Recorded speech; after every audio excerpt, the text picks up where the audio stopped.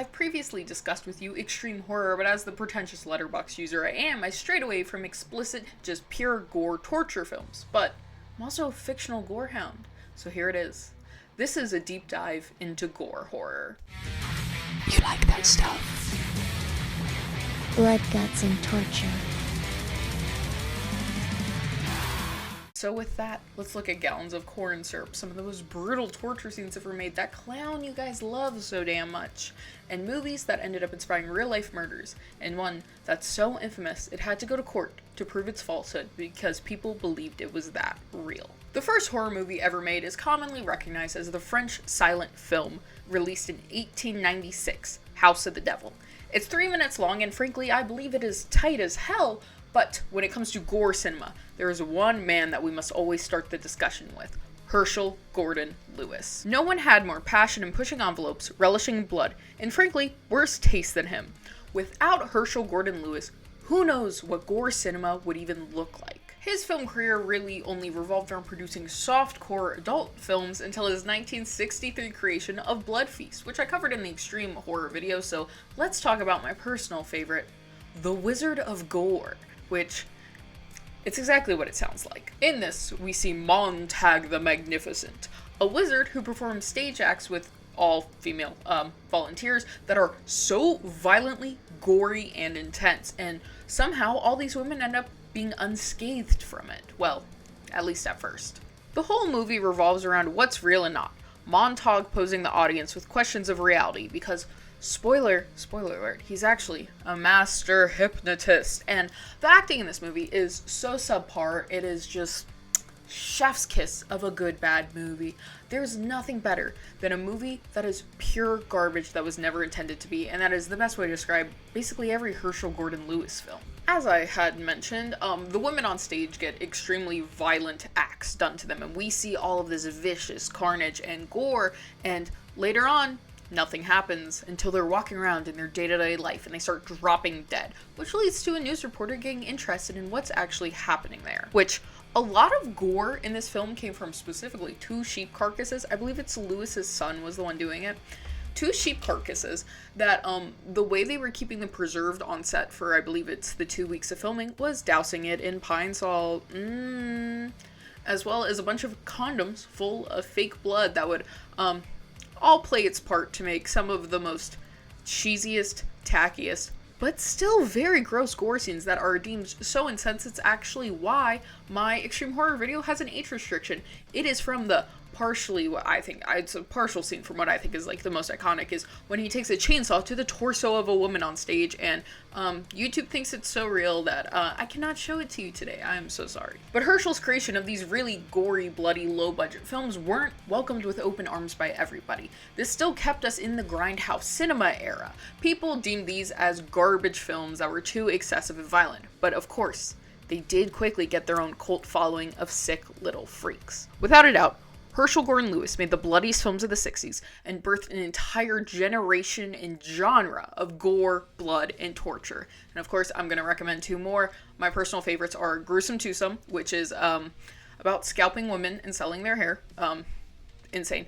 And The Gore Girls, which that is my favorite Hershell Gordan Lewis film, I think, is The Gore Girls, but it is an adult-natured film that I can't discuss too much on here, but strippers and gore, what more do you want? Also, before we move on, shout out to Something Weird Video. Something Weird Video is the people still producing and putting out Gordan Lewis films, as well as a lot of other horror movies that are really niche underground stuff that would kind of be censored out or just lost to time. So support Something Weird Video. But soon behind Lewis, in Italy, in the 70s, there would be a giant boom of exploitation horror, mainly all surrounding cannibal films. These were all centered around extremely gory, gruesome, violent scenes, and the cannibals were typically portrayed by, quote, savage, primitive, jungle natives, unquote, which we all know what side of the war Italy was on, so you can imagine how offensive and racist most of these are. The main selling point of these movies were the excessive violence in them, from rape, animal cruelty, mutilation, and of course, the consumption of human flesh. These were the natural evolution of the Mondo films by directors. Why would you go out of your way to do all this documentation of other cultures and to then make your own narrative surrounding it, when you could just fictionally make it up at home, and you can make it a hell of a lot more gruesome? Without a doubt, the most notorious infamous, well-known, and criticized Italian cannibal films is that of Cannibal Holocaust, which I genuinely can't believe I've never discussed it before on the channel. Cannibal Holocaust is an intentionally, disgustingly racist, cruel, brutal, and violent film that's been banned in more countries than I can count, and poured fire onto the entire cannibal exploitation subgenre. The film centers around a documentary crew going to the Amazon rainforest to document a small cannibal tribe, and they were naming this documentary The Green Inferno, and they go missing. This is also one of the first ever really high value production of found footage horror films. Like, Cannibal Holocaust is horrible, but it is insanely influential to horror. On the search for the lost filmmakers, they come across the cannibal tribe they were documenting, and eventually the skulls of the filmmakers, as well as their leftover reels, implying the tribe killed and ate them, furthering the savage primitive picture painted of the people. To help fuel their narrative of documenting so-called savagery, the Western filmmakers kill a pet pig, which is one of the very real animal deaths on set, as well as forcing tribe members into a hut to set on fire, staging a massacre for their film.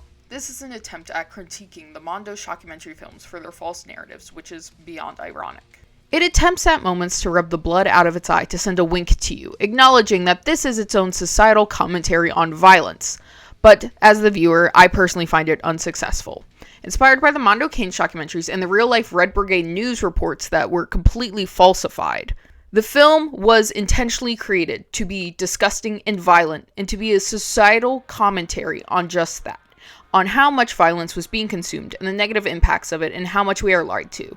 Who is civilized and who is a savage? At the end of the day, it is just your own perspective. Eventually, we see the filmmaker group gang assault a young village girl who is later impaled and killed for her loss of innocence.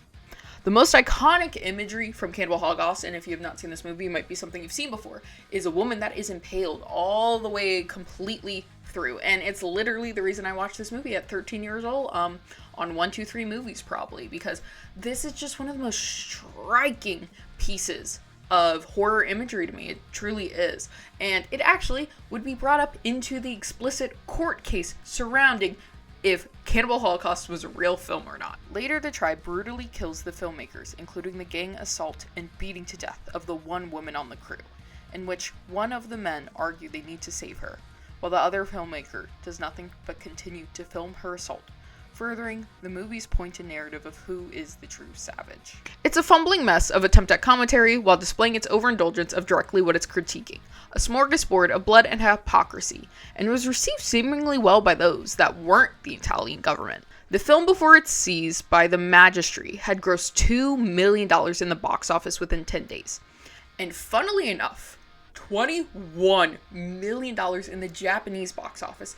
It made it the second highest grossing film after E.T. for the Japanese people, which we're going to talk about Japanese extreme cinema because, frankly, I think no one makes more extreme films than Japanese horror directors. Outside of the real-life animal killings that take place on the film Cannibal Holocaust, probably the most well-known aspect of it is the entire snuff allegations surrounding it.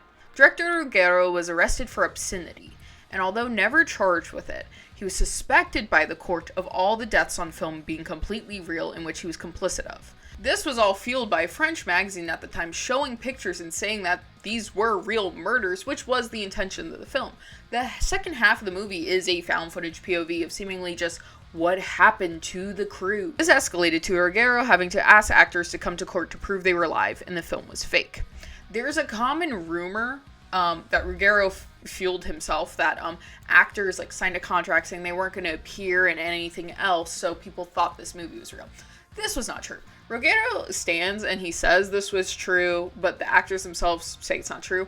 Also, multiple of the actors were in projects as soon as a month after Cannibal Holocaust ended. So, it's one of those weird horror urban legends that is partially true. There was one actor who went to court to prove he was alive and well, and in fact, he did go to court on the basis of these being real movies, but the whole, actors went into hiding thing is actually just an urban legend. Cannibal Holocaust is an unforgiving film of the escalation of violence and seemingly loss of plot at times, but it places that ever-present mirror in front of the viewer of what is savagery and civilization. There's no denial it carries real criticism against the entire Mondo entity, and the ever-present nose-turning at what is seen primitive to one is just life to another. But there is also no denial in the fact that there are much more eloquent and less hateful ways to pose this question in film. Regardless, it still stands as a giant piece of influence for horror films. Without Cannibal Holocaust, frankly, who knows what found footage would even look like. Now, there are two men that are often referred to as the godfather of gore, Hershell Gordan Lewis, and my baby girl, Lucio Fulci. Which I will say, you know a lot about someone by who's their favorite giallo director. Argento guys are artsy-fartsy, and probably on the spectrum. Bava guys are perverts that think they're more highbrow than they are. And Fulci fans, well, us, we are stuck forever being 13-year-old boys pointing at gross stuff going, that's fucking awesome. Fulci is, frankly, as I would describe, a mad genius when it comes to film. They're so well made and surrealistic that the over-excess of gore and disgust is abjected in this light of otherworldliness that makes them almost logical and much more digestible. City of the Living Dead, released in 1980, surrounds a priest ending his own life that led to the opening of a gateway of hell, as this is part of Fulci's trilogy of the Gates of Hell series, including the Beyond and House by the Cemetery.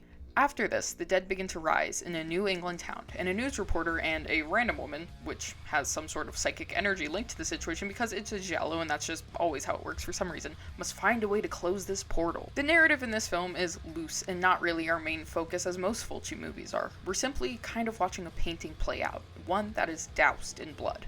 But City of the Living Dead shows what Fulci does best: blood, guts, and gore, with scenes of maggot-filled rotting corpses, brutal death via drill, and of course the most iconic scene out of this film, a poor girl crying blood while vomiting out intestines and guts, which were in fact real, belonging to a sheep. And like many Fulci films, it would be the subject of censorship and cuts, particularly taking 3 years for it to ever get to the US, and never got its uncut release to the UK until the year of 2001. Every Fulci movie is a fantastical realm.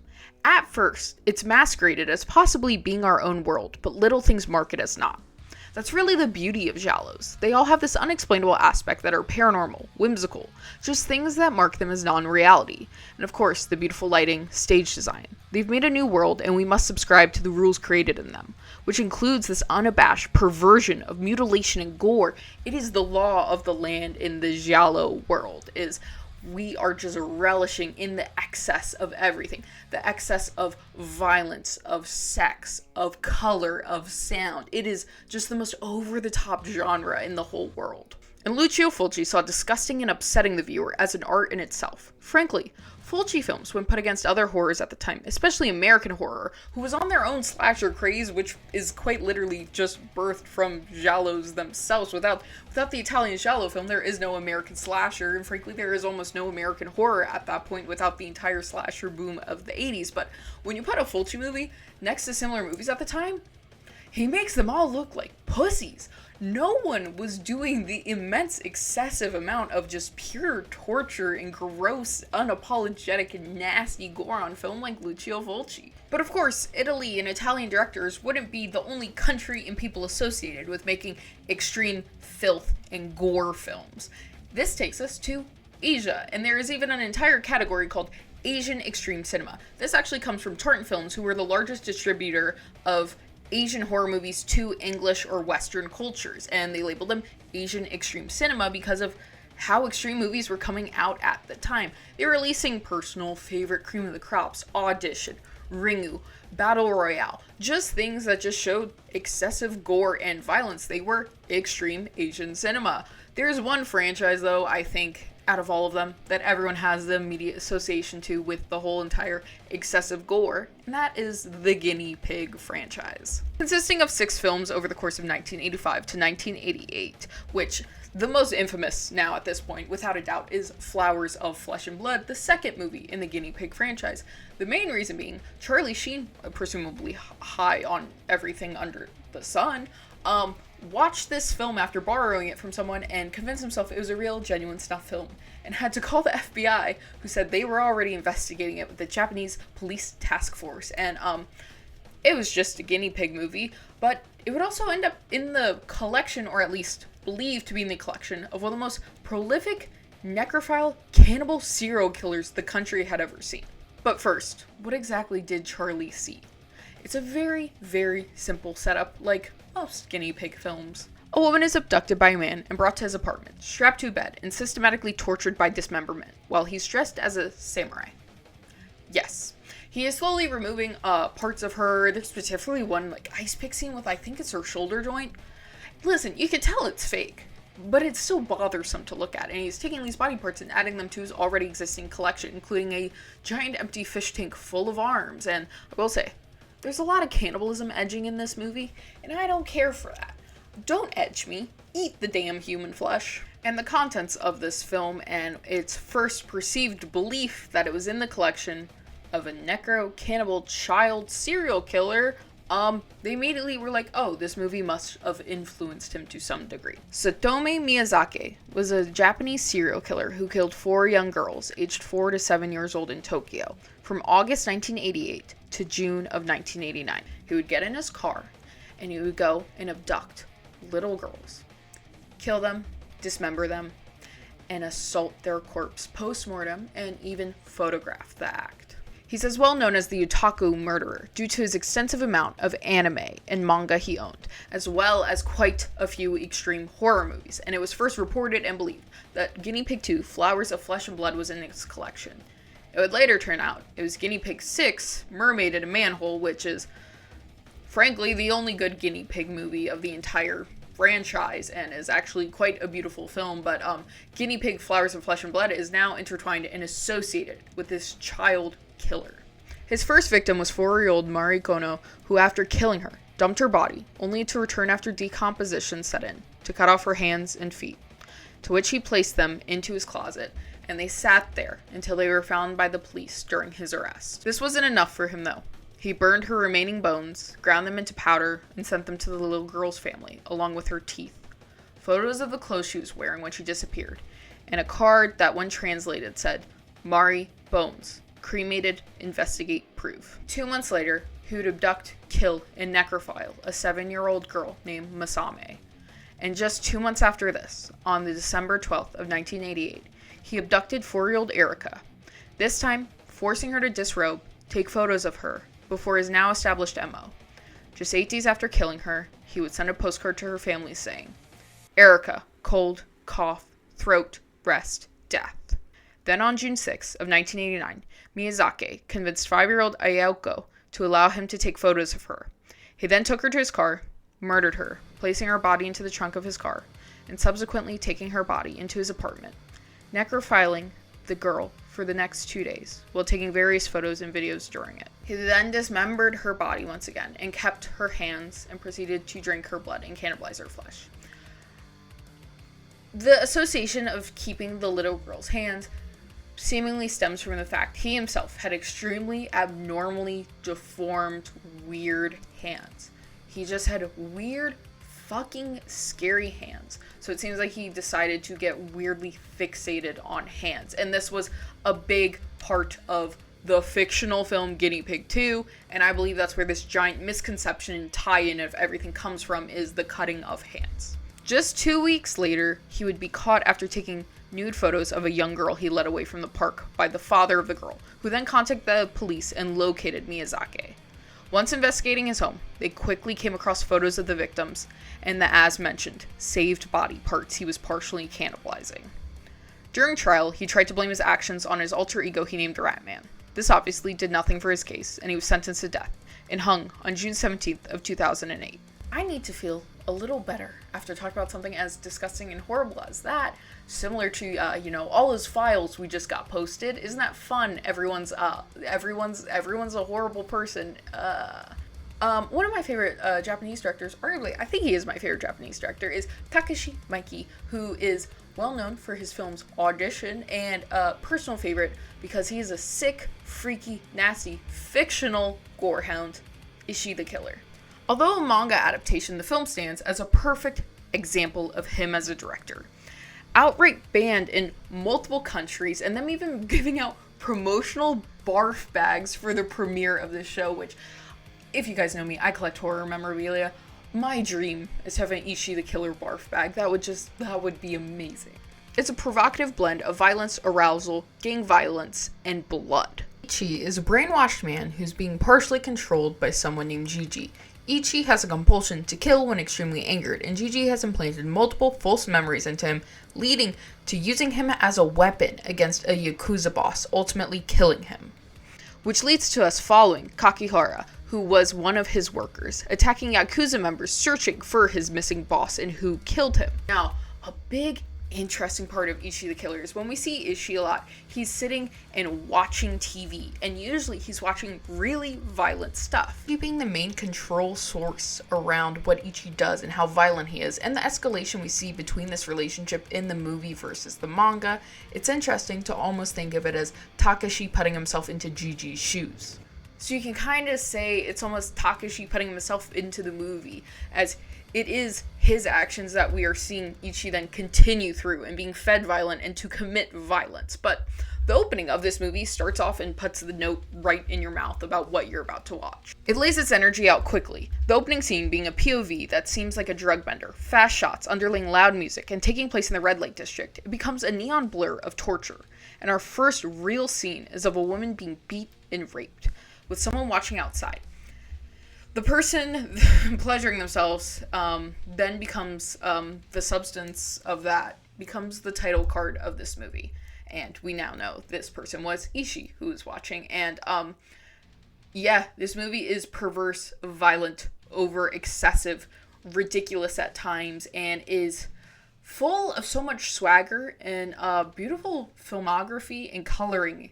It's a movie that pushes you. It makes you question, oh, this is really disgusting and horrible and violent and gross and excessive.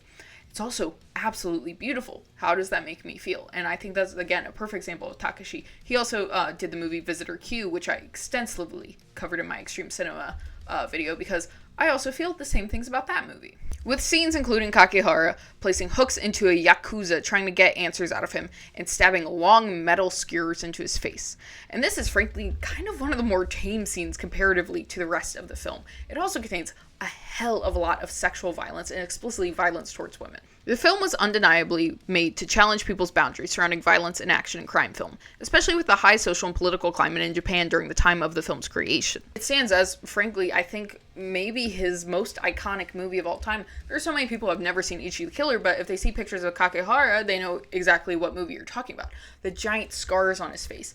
And again, it is interesting to look at it through this lens of, once again, commentary surrounding violence. You'll see a lot of these really gory, excessive, gross movies are usually some amount of social commentary, and a lot of times social commentary on the excessive indulgence of violence by people of the time and the country and things of that nature. So it's fun to look at Ichi the Killer through the lens of maybe Gigi is represented by Takashi and how he's feeding him violence and making him go do violent stuff, and that is all for our pure entertainment. Also, fun fact, Takashi said David Lynch was his favorite movie director of American, so my guy. But before you make me talk about August Underground, Lucifer Valentine, and Terrifier movies, one more Japanese splatter flick I beg of you, and there's not a single one better to talk about when we're talking gore than Tokyo Gore Police. My favorite review of this film is, it's not a horrible film, it's not a great film, it's just everything it tries to be. Perverse, grotesque, bizarre, and a little more. Tokyo Gore Police, I think, is one of the best large-scale film representations of Uruguru Nonsensu, and I eat that shit up. I'm always gonna eat that shit up every day of the week. Follow Ruka, who's part of an odd private police force known as Engineer Hunters, and it is exactly what it sounds like. They hunt and kill engineers. Now, Tokyo Gore Police is an over-excessive, cartoonish level of violence throughout the entire film. But there is a very real story surrounding this of what it's trying to tell you. With the police now being privatized and controlled, ruled by those with money for whatever means they want, it's really about the corruption and greed of people and loss of self, especially in a world that is now prioritizing violence above all else. There's a crazy scientist known as the Keyman, who's created a virus that once infected into a person mutates them into a weird hybrid gore monster things, and they're just some of the absolutely coolest, sickest body designs I've ever seen for any horror movie. Like, the girl that's half alligator, like, the engineers in here are just so cool, and the guy who did all the special effects did all the special effects as well for Machine Girl, so it makes sense. But it's showing how this new Tokyo functions, being all controlled by greed and dirty hands. The human body no longer has any personal autonomy, but instead it becomes a vessel of violence and a means of control for the Keyman and for the bloodshedding of the engineer hunters. Ruka is also obsessed with finding out who killed her father and how he died, who was a former police officer. And this also intertwines into the whole film, being this constant pull between vengeance and grief surrounding this. And I will say, there's a strip club scene in here too, which is fucking awesome. So fucking sick. But as we see, a bunch of engineers are the dancers there, and this also goes into the whole concept of once you become an engineer, you personally, like, you're not a person anymore. You have no autonomy. You are simply a pawn now in this new world of Tokyo that lives off of just excess violence, perversion, overindulgence, and just nastiness. The body horror in Tokyo Gore Police is the representation of unchecked power and the frailty of humanity when intertwined with violence. This is undeniably a really fun, nasty, crazy splatter flick, but it also is talking about a very real topic that, frankly, I think is more potent than ever right now. It's addressing the real fears and issues with private police. The creation of people into weapons in a world that thrives off of over-violence and destruction by people who care little to do actual policing, and instead care about keeping power over others. It's frankly a gang of criminals masquerading as some higher power or police force. Now, I don't know if anyone needs to hear me say this, but fuck ICE. In January of 2006, New York Magazine would release an article titled, "Now Playing at Your Local Multiplex. Torture," marking this the true coining of the term and the criticism and attention drawn to horror movies being made in America in the early 2000s that seemed to relish violence, blood, gore, and torture over any plot. There's one sentence in this article that really struck me. "I'm baffled by how far this new stuff goes, and by why America seems so nuts these days about torture. First off, there's always interest in gore and violence and excessiveness, especially by the American people. We are very excessive, indulgent people. Of course, there's a reason I am here and I love it. It is just, we love excessiveness. And frankly, we're kind of a country built on violence. And the political climate and state of the world and country is always reflected in media. And I will always argue horror is kind of the most potent one. About current state social commentary, and just as a form of release for the people that are living in it. People want a safe, controlled environment to feel things, and especially when we're living in really extreme times, a lot of people are drawn to extreme media. In this 2000s timelines, we're coming off the country's fear of the post-9/11, the horrors and actions of atrocities being committed in the Iraq War, and the expose of what was taking place at Abu Ghraib. Frankly, it makes total sense that the total destruction and gore was dominating the box offices. Which I think there's one movie that is associated with the entire gore corn title more than any of them, and that is Hostel. And I fucking love Hostel. Now, this is about surrounding 3 American dudes going over to the Czech area in Amsterdam and Slovakia. They're partying. This is all set up to kind of just be what seems like a traditional frat bro comedic American side European vacation sex trip bullshit debaucherous film. And it does seem that way for about 30 minutes. And one of the really interesting parts about Hostel, which I like, which I feel like doesn't get mentioned too much, is the fact that they're laying us into an immediate false trap.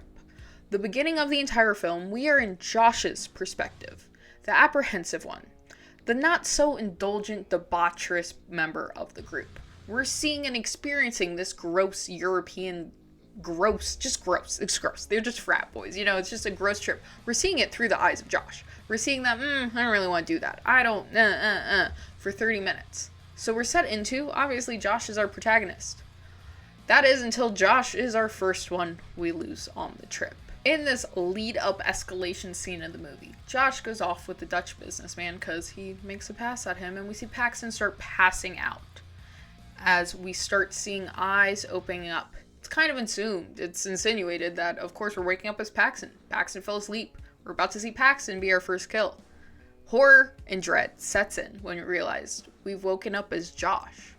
Our one person we have found the personal relation to, we've been experiencing this entire film as. We're watching him be tortured and killed. And this immediately sets you off. You were not anticipating this, and now you are seeing explicitly gruesome, real, visceral attacks. I think the most effective part of Hostel is a lot of people are like, oh, Hostel's like excessive gore porn, fucking torture, whatever. I don't think it's excessive. I think Hostel, if anything, is too real for people's comfort, because the amount of torture and violence and gore shown in Hostel feels real. It doesn't feel too indulgent at times. Okay, the blowtorch was very indulgent, but it feels like more practical than something like Tokyo Gore Police, you know? It feels so real that it's uncomfortable. And now that we lost our only connection, and frankly our only likable character, we're now slammed into the perspective of Paxton? We're getting out as Paxton? You as a viewer immediately feel, oh, no one's getting out alive. Because how is this nasty frat bro, fucking unsafe dude gonna be the one that gets out? It's the same aspect of the new neo-slashers. I talk about how we don't have a final girl anymore. We don't have our clear-cut definition of movie. And that's something that makes people uncomfortable, especially regular horror enjoyers who know the rules. Because there's always rules. So when you take the rules away, people are very uncomfortable by that. Ultimately, as we find out who killed Josh and what we are left in the hands of Paxton as, is that there's a group or an organization of wealthy men that pay to be able to torture and kill people however they like at this place in Slovakia.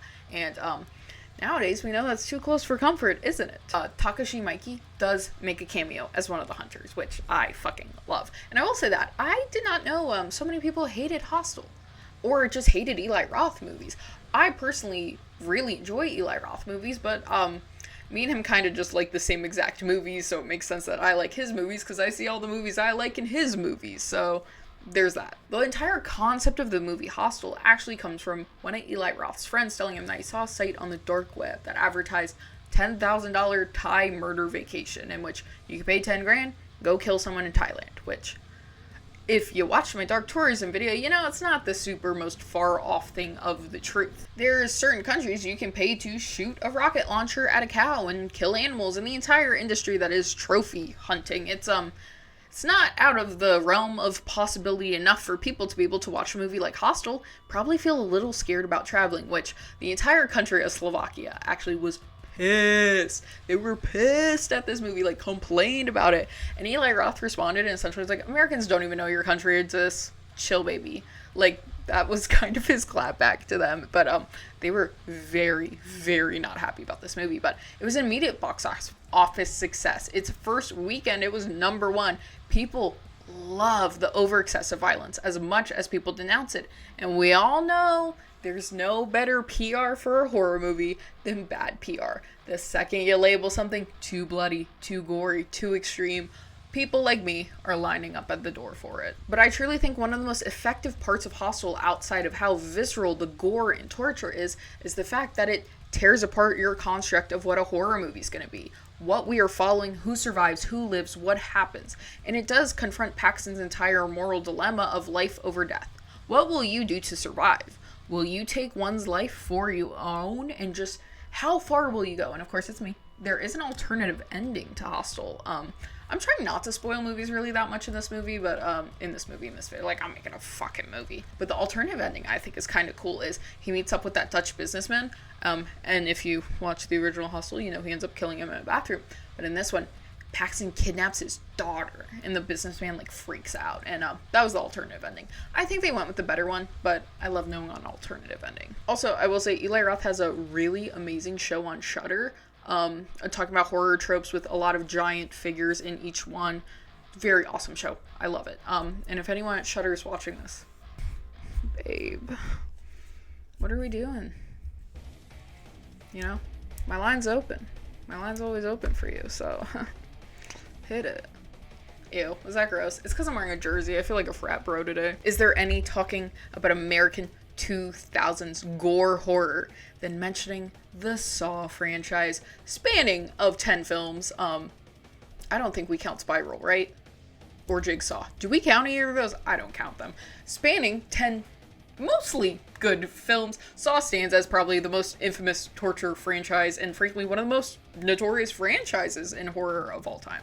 If somehow you're unfamiliar with the Saw franchise, which I don't know how you're watching me this far and you're unfamiliar with the Saw franchise, but they revolve around John Kramer, who's the Jigsaw killer, who used to be a civil engineer.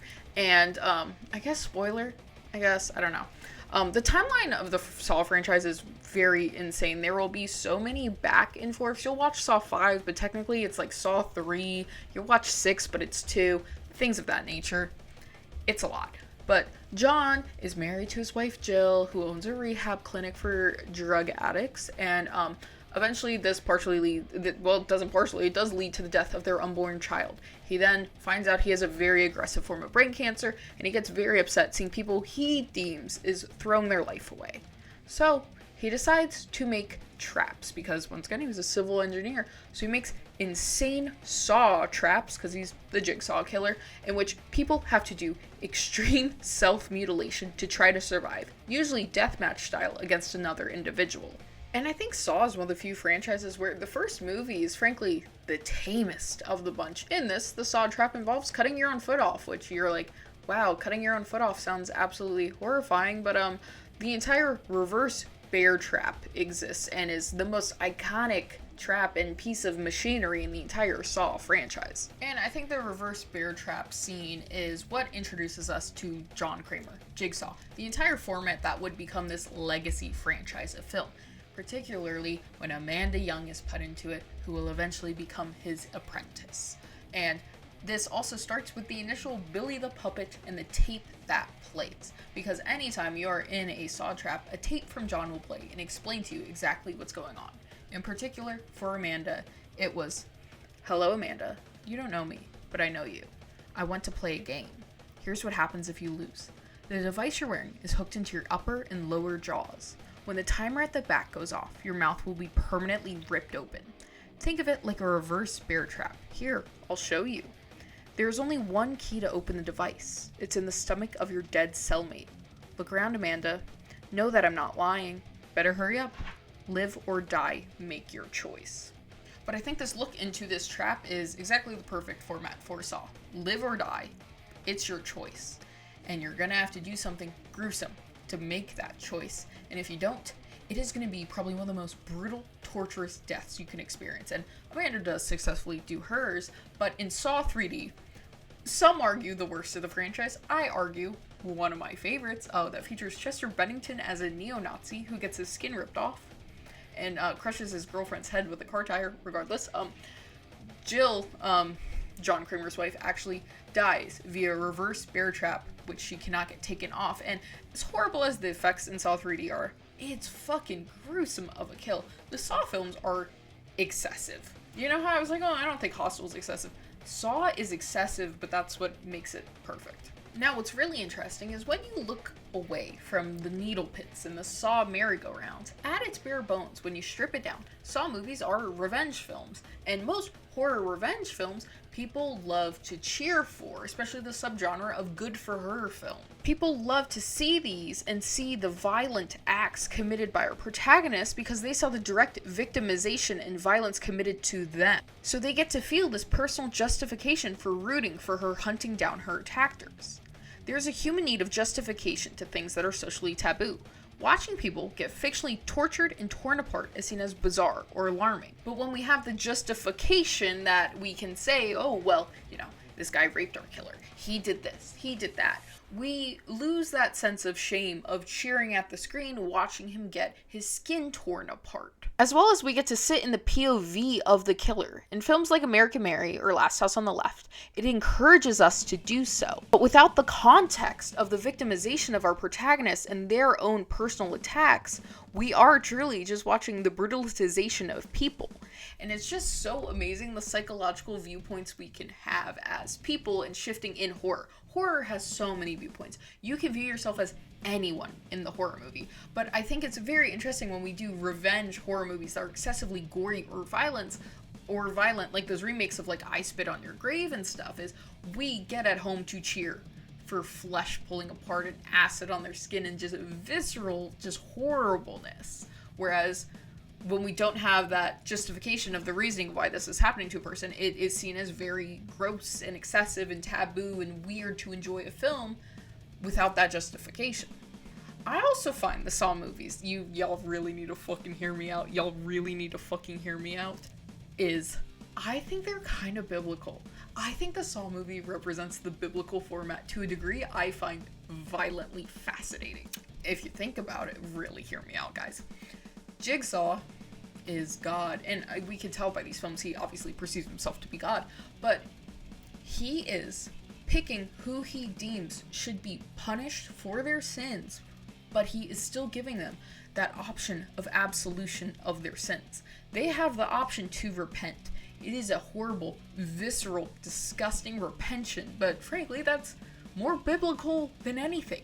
Have you read the Bible? It's fucking vicious. So in a way, the Saw movies are a biblical retelling of God and the people of God, as well as the apprentices becoming apostles or saints, that they themselves have repented and reached this newfound close relationship with their God. People are gonna think I'm crazy, but it's just literally what it is. Once again, takes us to the revenge aspect of viewpoint switching. When we watch a Saw movie, at first, you're horrified that someone has to do X, Y, or Z, or they're gonna get their rib cage torn apart. They're gonna be flayed, degloved, cut their own arm off, have their face ripped apart. But then we find out, oh, he was a drunk driver that killed a kid. Oh, he's someone who's extorting someone for all this money. Oh, he cheats on his wife and does all. It's like, once we find out what their sin is, we feel okay at watching their violent, vicious death, and we can be in the POV of Jigsaw and relish in it and want to see if they want to live that badly or not. A writing by Will Self titled The American Vice poses a query surrounding this moral displacement around extreme horror, and more importantly, what POV do we, the viewer, sit in and find resonance with? Self writes, "We lose sight of whose exact POV we are inhabiting, the sadist who's doing the torturing, the policeman, the incapacitated accomplice. It is the vacillation in POV that forces the sinister card of complicity upon the viewer. For in such a situation, the author is either abdicating or more likely foisting the moral responsibility for what is being depicted on screen from himself to the viewer." And it's definitely a real and tough one. It's like the film Funny Games criticizes you, yourself, the viewer, for sitting there and watching something so violent and abhorrent of a film. It is, where does your sympathy lie and why? And there is absolutely a giant shift, as we started seeing in the 2000s, of no longer were people necessarily putting themselves in the viewpoint of the victim or the final girl, which was such a key integral part of the films. We started now finding ourselves going off into these other routes, and more often than not, the killer themselves became kind of part of our mind of, why? Why is he doing that? I want to know more about him than I do about who's being killed on screen. And I think part of this shift also comes from the entire Scream film. I think Scream is one of the most influential horror film movies of all time. I don't give a fuck what anyone says. But Scream reshaped not just the entire slasher genre, but what horror films were to be. That entire franchise put it on its head of how much ambiguity we had within the killer, and once we could resonate with the killer, we knew who the killer was, and maybe it was our favorite character we were already following, it starts this kind of POV shift of how you're enjoying and watching horror movies, especially when it comes to Jigsaw in a Saw movie about, like, we don't really know who he is, so it's like, you're doing all this? What's up with that? And then the whole apprentices concept of the franchises. It is very interesting how we have shifted and changed from becoming victims to killers within watching horror films. I also think it's fun when we watch a movie and we don't resonate with anyone. I think that film in a violent nature, I find myself neither killer nor victim, and I am just there for the ride, and isn't that its own weird moral pondery of why are you sitting here watching this if you find no relation to the film? It is, again, watching excessive, extreme gore violence for pure pleasure and sensation seeking. Now, of course, the 2000s films and the direct criticism people started placing on enjoying excessive nastiness just for the fun of it did nothing but help fuel more disgusting and nastiness. And as I mentioned, we got all those remakes of I Spit on Your Grave, Last House, that were just so utterly violent and disgusting. And, you know, we're getting to the modern era. Before I talk about, I'm saving the nasty for last. I'm saving August Underground and Lucifer Valentine, and maybe we'll talk about Scrapbook and Headless. I don't know. But we're saving that for the very end of this. I'm gonna talk about that damn fucking clown y'all love so much. Y'all know how I feel about the Terrifier franchise from a writing standpoint. I think the second movie is the worst written movie I've ever watched. Steve Barton watches the channel. Hi, Steve, if you're watching today. He's okay with my opinion, and I'm okay with your guys' opinion. And everyone, this is the one time I'm gonna be nice to the Terrifier franchise, so I need all y'all to lock in right now, because Darby's gonna be way nicer than I normally am, because goddamn are these some of the best practical effects we have seen almost ever, maybe fucking ever. The artistry that is going into killing people in the Terrifier franchise is decadent and perfect. If you're unfamiliar with the Terrifier franchise, it revolves around Art the Clown, a seemingly unstoppable force of evil, serial killing, and unimaginable torture, as well as a girl Sienna, who is seemingly destined to be the one to slay him. It is currently a trilogy awaiting the 4th film this year. Beyond the figure that is Art the Clown, these films are so well known due to the gore within them. Specifically in the first film, there is one scene everyone is drawn to, which is when Art drops a cloth revealing Dawn, who is hung upside down, while her friend is sitting in terror, duct taped to a chair watching as he begins to pull out a hacksaw, and we see him manually saw her in half. This scene has little to absolutely no censorship. We see him garishly cut through her entirely. Frankly, it's one of the most visceral kills in a slasher. And it's absolutely worth noting that the actress playing Dawn, Catherine, has sued Damien Leone and producer Phil Falcone for instances taking place around this scene, including non-consensual photography, creation and sale of items of her nude form without consent, and multiple contract breaches, as well as extremely unsafe filming conditions of this specific scene, leading to serious injury. The Terrifier franchise reestablishes the roots of the final girl in horror, whereas I've commented on the shift from this via the Scream franchise creating the neo-slasher final girl role. These films reinstate what is important about the original in a different light. The focus isn't so much on what we had previously seen at house parties and high school drama, sneaking off to get frisky or going alone in the woods. It focuses on a much more true, genuine strength within our female protagonists, while it simultaneously does the atypical slasher condemnation and punishment of our non-protagonist females. It's an interesting dichotomy, one that draws most into the thinking of these films being misogynistic in nature, especially with the extreme mutilation of female autonomy within them. But this is the same critique about horror we've heard since the 70s. The violence, death, torture, and rape of women is way more real than fiction. The over-gratification and exploitation of women is in every single piece of media, as well as the dehumanization of them. Regardless of my personal opinion on writing and storytelling, it is without a doubt a fact that the Terrifier franchise will help shape horror to come and possibly be the influence for some of the greatest directors. I praised Hostel and Eli Roth for going against the set rules of horror, and you can't deny that Terrifier does the same in a very effective light, specifically the biggest being that it seems Art the Clown is unkillable, and even uses guns, something that is so beyond rare within films like this. And it seems that every movie is just waiting to be more gruesome than its last, with the second one having, frankly, I think the most awful kill scene of any of the films yet, in which, after refusing to give Art any candy, a girl, Allie, is completely mutilated on screen. Once again, the kill and gore scenes within Terrifier have absolutely no censorship. He stabs her in the eye, scalps her, and just cutting into her back viciously, breaks off one of her arms and breaks off her other hand. He then leaves the room, and you feel this sense of safety, a lull. You go, God, that was awful. Okay, what's going to happen next? With the comedic timing to give Art not atypical from original 80s slashers such as Freddy Krueger, he walks back into the room. In horror, we watch him begin to pour bleach and salt into her wounds. He then pulls her face off. Eventually, her mother walks in onto Art, hacking and dismembering her brutally.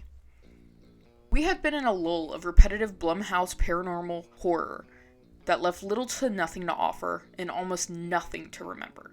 Terrifier, without a doubt, ignited interest in horror to the mainstream, as well as showed to producers that people want carnage and gore. They want the extreme. Once again, different social climates call for different offerings of media, and seemingly, Terrifier had timed theirs just right. Now, when it comes to gore, extreme cinema, of course, there is the most extreme of the bunch. And these are commonly referred to as gore lectors, and these are people who crave the most extreme, disturbing, typically low-budget films that are on the market and made. And out of all of these movies, I think the most well-known one is the August Underground franchise, which I don't think any movie can kind of make you feel worse. I'm not even kidding. These movies are unforgiving, disgusting, bleak, nihilistic, visceral, unnecessary, excessive horror. Fred Vogel, who makes them and stars in them, was frustrated by horror movies that just want to imply things that happen. They don't show you. They take things off screen. So frustrated by this and wanting to make a film that got him a bit of notoriety because his main goal was to make a big box office zombie movie, which is kind of funny when you look at August Underground and you're like, you want to make zombie movies? He went on to make August Underground, which is filmed POV style by two sadistic, psychopathic, serial killing, rapist, torturer men, just horrible, horrible, horrible men. It is like a vlog from hell. We see these two commit a mixed bag of senseless crimes, rubbing feces into the existing wounds and mutilated chest of a kidnapped, tortured woman while her boyfriend is decomposing in the bathtub. Even as simple things as just walking into a woman's home and beating her to death.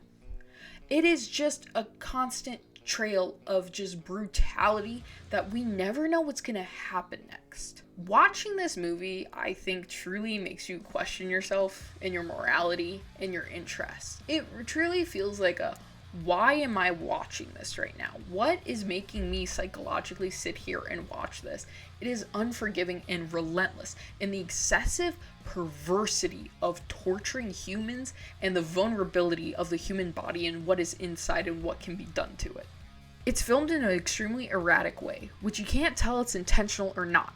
It leaves you on the edge of your seat, never knowing what you're going to see, but frankly, it seems like almost everything is worse than the last. Things aren't necessarily in sequence, and the cuts are odd and interplaced with non-existent parts of their crimes, which makes this feel even more authentic and real. Is, oh, hee hee ha ha, we're just running around, and now we're in a gas station murdering people. That's literally like how this plays out, which gives it that air of reality. It isn't too over-the-top visual, fictional, ghost face killers. It is two fucked up guys doing fucked up shit. And I literally can't even mention anything about August Underground 2. It's an adult film. Like, every single scene surrounding the violence and torture and mutilation and desecration of the human form also involves the adult content of that, and it's horrible. It's horrible. These movies are horrible, dude. Like, they make you feel like shit. They're just disgusting. That's exactly what he wanted to do, and Fred Vogel absolutely did it. To the point that in 2005, he was going to a rue morgue, like, festival thing. He was arrested and detained for 10 hours by the Canadian police for trying to bring obscene materials into the country. The obscene materials were copies of August Underground 1 and 2. Like, I know I'm always like, oh, be careful what you watch. Guys, this shit sucks. Oh my god, it's horrible. It makes you feel bad. It almost feels like, obviously it's not real gore, but like, it kind of makes you feel as bad as that. It's very bleak, nihilistic, and unforgiving. And here's the unfortunate thing. The things that are depicted in this are things that have happened to real humans by other humans, which kind of makes it even more hard of a watch. Because again, rather than being a fly on the wall, a cameraman away from the exact destruction of everything, we are sitting there in the POV of both of them. We are complicit. We are one of them. Like, it's horrible, and they relish in this. They crack jokes. This is just one of the most unforgiving films of true, genuine, or human torture I think I have seen.